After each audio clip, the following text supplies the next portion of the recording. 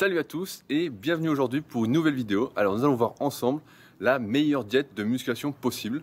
Nous avions vu ensemble le meilleur programme de musculation et aujourd'hui j'en ai un peu marre de voir des excuses sans arrêt sur le fait que des personnes n'arrivent pas à grossir, à maigrir par rapport à leur morphotype bien évidemment, bien que nous ayons vu ensemble que cela n'existait pas.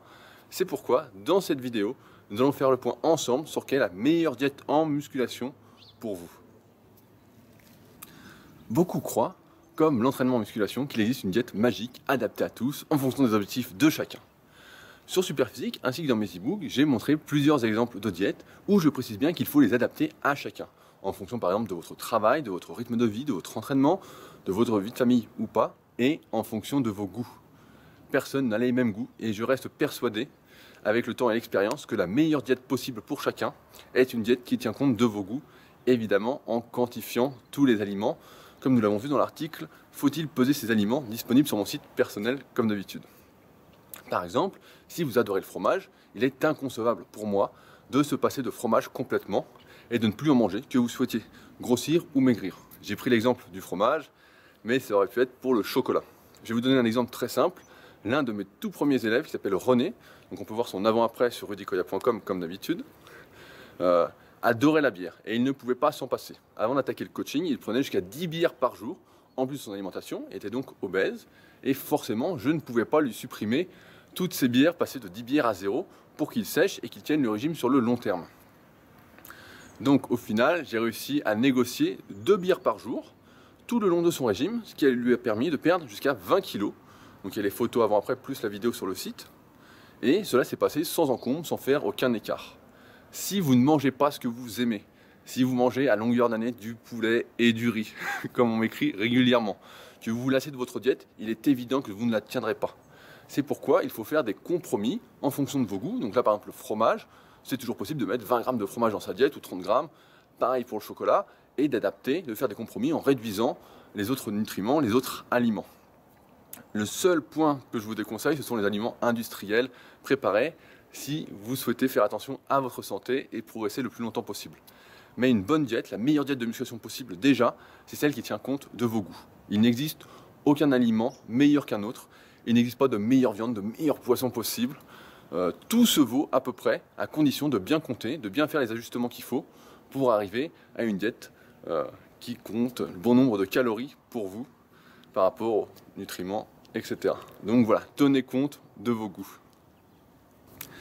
S'il y a bien une raison pour laquelle je vends des suivis diététiques sur mon site et non des diètes en one shot, c'est-à-dire qui ne s'adaptent pas, c'est parce que la diète, tout comme le programme d'entraînement, doit évoluer régulièrement en fonction de vos résultats, de vos pesées hebdomadaires, de vos écarts, de comment ça se passe. Une diète, ce n'est pas fixe. Je vois des gens qui m'écrivent et qui suivent la même diète depuis 3 mois et qui me disent voilà, j'ai pris 1 kg le premier mois et ça fait 2 mois que je ne prends rien.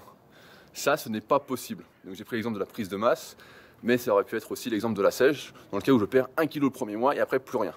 Une diète, ça peut s'adapter chaque semaine, voire toutes les 2 semaines, en fonction des résultats que vous avez, en fonction du rythme de progression que vous êtes fixé. Comme je l'explique encore une fois dans mes e-books, par exemple, pour la sèche, on peut perdre au moins 500 grammes par semaine, et si on perd 0, voire que 100 grammes, et bien effectivement, il va falloir modifier la diète. Donc une diète doit être évolutive, adaptée en permanence. Il m'arrive parfois d'avoir des élèves sur qui je dois adapter la diète chaque semaine, car leur métabolisme bouge, leur activité diffère. Personne n'a les mêmes journées chaque jour, ne fait les mêmes activités. Même si sur le papier cela ressemble, ce n'est jamais pareil. Donc le deuxième point, c'est que la meilleure diète de musculation est une diète évolutive, qui bouge sans arrêt, qui se modifie sans arrêt. On ne prend pas une diète et on ne la suit pas indéfiniment.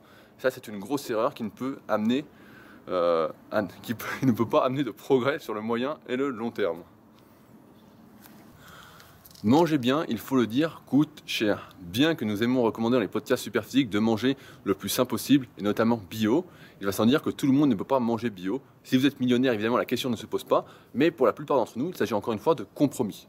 Par exemple, manger de la viande bio qui coûte 30 € le kilo n'est pas à la portée de tous, et c'est pourquoi il existe des petites adaptations à faire en fonction de chacun. Nous avons déjà vu dans l'article « Faut-il prendre des suppléments ?» que les suppléments n'étaient déjà pas indispensables pour progresser, et qu'on pouvait très bien progresser sans. Il est évident que lorsqu'on prend des suppléments, on progresse un peu plus vite si on les prend de la bonne façon et que l'on prend les bons suppléments. Mais on peut très bien progresser sans aucun souci. J'ai plein d'élèves qui n'en prennent pas et qui progressent à chaque séance, comme je l'explique régulièrement. Pour le choix des aliments, par exemple, on peut prendre des œufs à la place de la viande, sans souci, et vous verrez que les œufs bio, si vous regardez le prix à l'unité, coûtent à peine plus cher que des œufs de bonne qualité qui ne sont pas bio. Après, pour la viande, effectivement, il faut attendre les promotions ou aller au rayon surgelé. On trouve par exemple, je me souviens bien, à Auchan, des steaks hachés à 12 € le kilo bio. C'est toujours mieux que du poulet à 30 € le kilo, qui lorsque l'on mange 200 grammes, revient quand même à 6 € la bouchée. On peut également trouver souvent du poisson bio en promotion. Pour les légumes et les fruits, si on prend ceux de saison, ils sont à peine plus chers que les fruits qui ne sont pas bio. Pour les légumes, on trouve au rayon surgelé beaucoup de surgelés style ratatouille, purée de carottes, purée de brocoli, haricots verts, etc.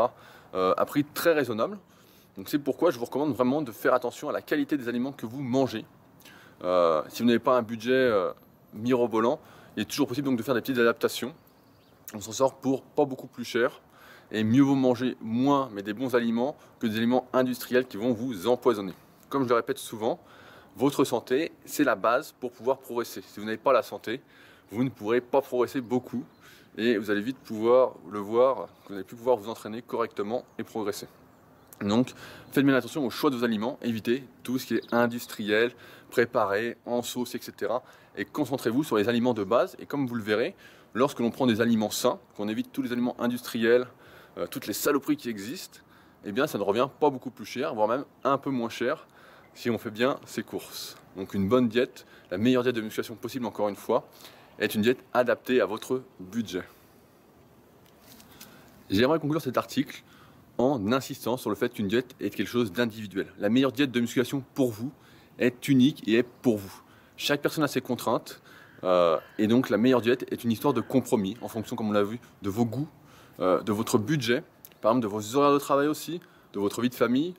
Vous ne pouvez pas avoir la diète idéale sur le papier. Effectivement, je peux vous faire une belle diète, quelque chose de magique sur le papier, mais qui peut être infaisable. Cela me fait penser que je reçois souvent des questions là-dessus, qu'on me demande, lorsque tu fais une diète, est-ce que tu tiens compte de nos contraintes? Heureusement, car cela ne sert à rien de faire la meilleure diète possible sur le papier et ensuite de ne pas pouvoir la suivre. C'est comme pour l'entraînement. Si vous ne pouvez vous entraîner que 3 fois par semaine et que vous faites un programme sur 6 fois par semaine, effectivement, cela ne va pas le faire. Pour la diète, c'est toujours pareil. C'est une histoire de compromis.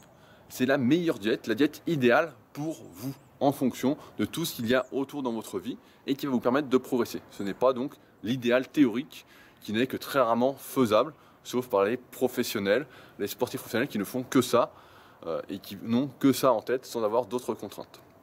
Donc voilà pour cette vidéo. J'espère vous avoir éclairé sur la meilleure diète de musculation. Si j'ai oublié quelque chose, n'hésitez pas à me poser des questions comme d'habitude. Je me ferai un plaisir de vous répondre et de détailler mes réponses. Et merci d'avance encore une fois pour votre suivi et vos partages. On se retrouve bientôt pour une nouvelle vidéo. Salut à tous!